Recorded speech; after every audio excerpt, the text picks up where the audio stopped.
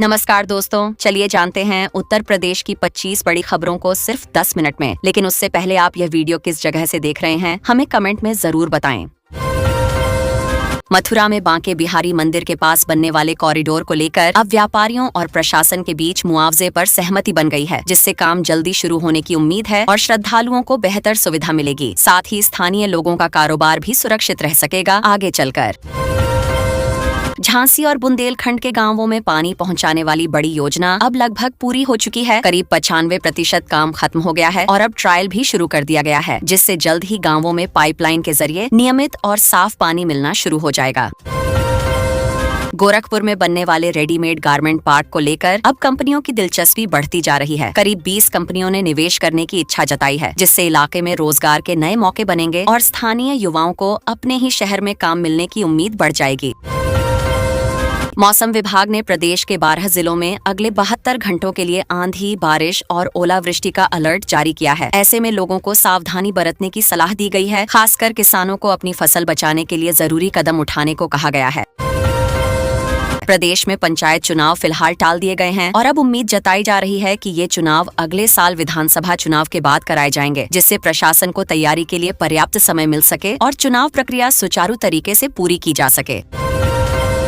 मुख्यमंत्री योगी आदित्यनाथ ने ओलावृष्टि से प्रभावित किसानों को राहत देने के लिए अधिकारियों को तुरंत सर्वे करने और मुआवजे का सही आकलन करने के निर्देश दिए हैं, ताकि किसानों को समय पर सहायता मिल सके और उनकी नुकसान की भरपाई जल्दी की जा सके। मौसम विभाग के अनुसार 7 और 8 अप्रैल को 2 पश्चिमी विक्षोभ सक्रिय होने वाले हैं, जिससे प्रदेश के कई हिस्सों में मौसम अचानक बदल सकता है और तेज हवा के साथ बारिश होने की संभावना जताई जा रही है, जिससे तापमान में भी गिरावट आ सकती है।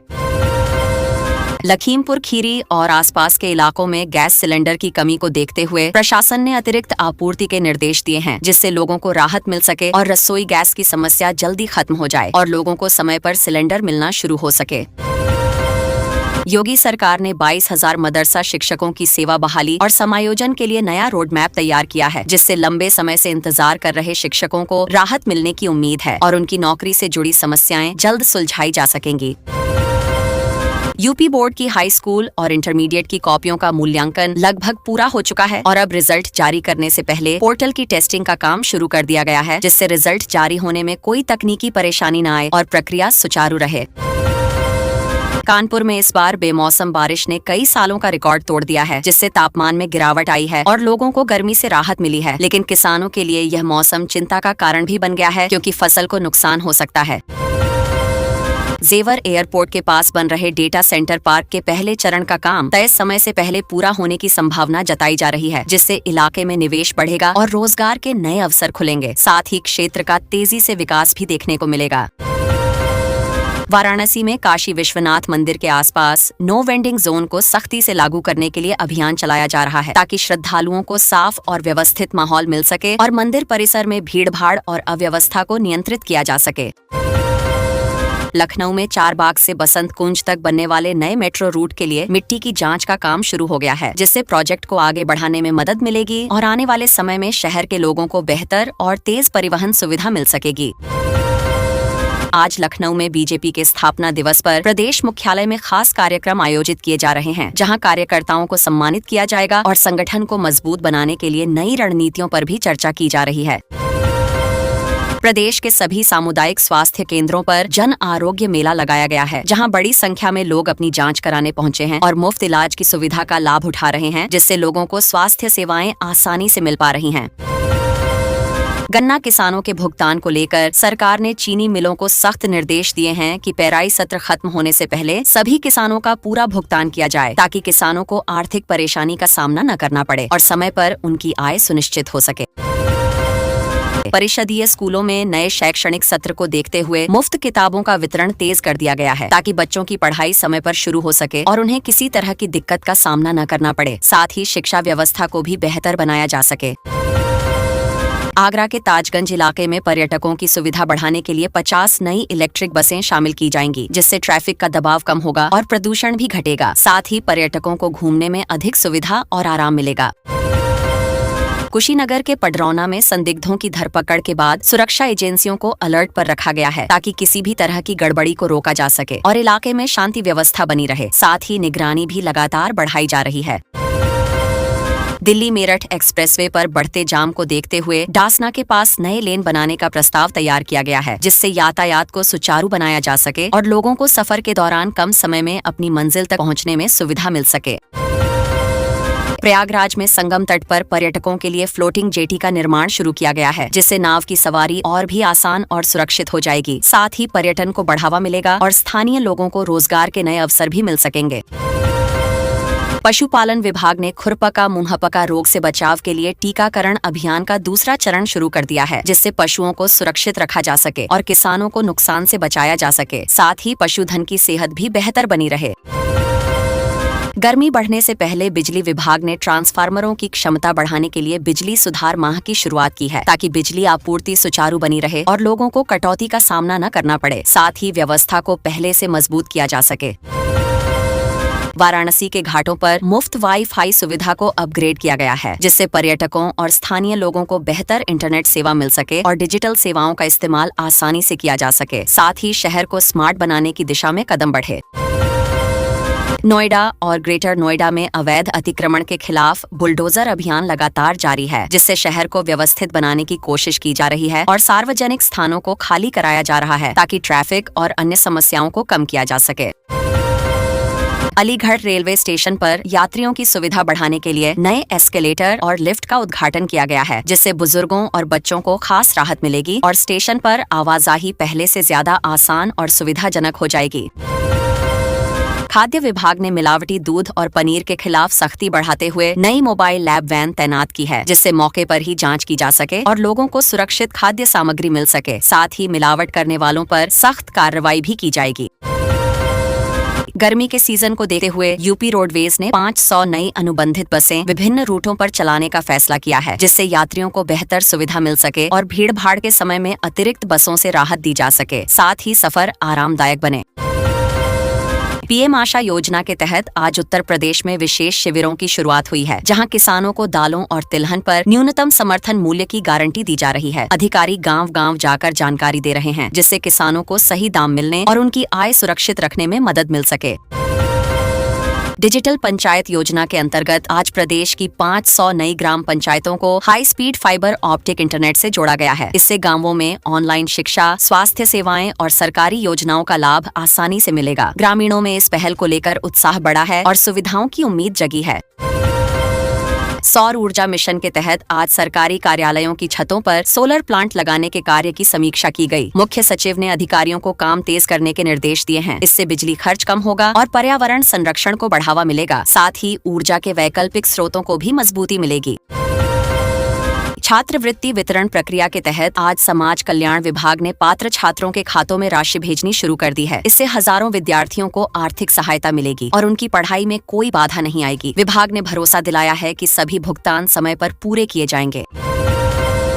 आज मौसम विभाग ने उत्तर प्रदेश के 18 जिलों में भारी बारिश और ओलावृष्टि का अलर्ट जारी किया है। लोगों को सावधान रहने और अनावश्यक बाहर न निकलने की सलाह दी गई है। प्रशासन भी पूरी तरह सतर्क है और आपात स्थिति से निपटने के लिए तैयारियां पूरी कर ली गई हैं।